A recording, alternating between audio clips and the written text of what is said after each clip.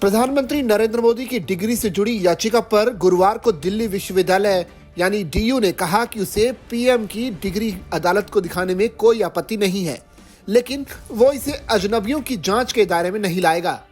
DU की तरफ से पेश हुए सॉलिसिटर जनरल यानी तुषार मेहता ने कहा कि एक छात्र की डिग्री की मांग की जा रही है जो देश के प्रधानमंत्री हैं।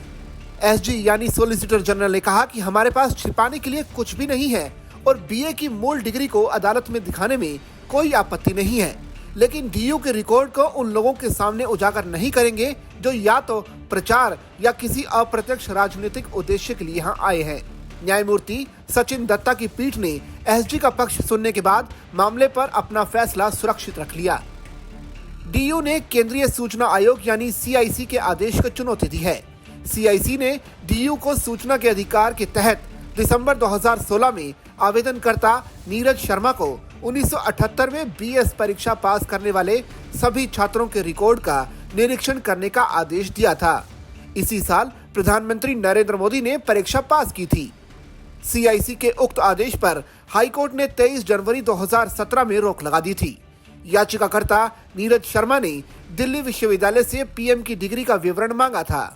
डीयू ने ये कहते हुए डिग्री की जानकारी सार्वजनिक करने से इनकार कर दिया था कि ये निजी जानकारी है और इसका सार्वजनिक हित से कोई लेना देना नहीं है। गुरुवार को हुई सुनवाई के दौरान एसजी तुषार मेहता ने कहा कि जानने का अधिकार कोई अछूता अधिकार नहीं है। उन्होंने कहा कि पुट्टुस्वामी मामले में एक निष्कर्ष सर्वसम्मति से पारित किया गया था कि निजता का अधिकार अनुच्छेद 21 के तहत संरक्षित है। उन्होंने ये भी कहा कि आरटीआई अधिनियम के तहत व्यक्तिगत जानकारी नहीं मांगी जा सकती।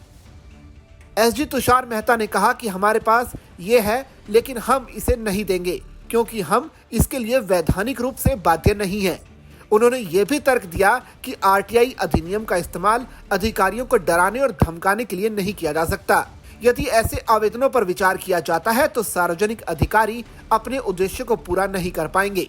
उन्होंने कहा कि आरटीआई अधिनियम का उपयोग अपनी ड्यूटी कर रहे अधिकारियों को डराने के लिए एक उपकरण के रूप में नहीं किया जा सकता।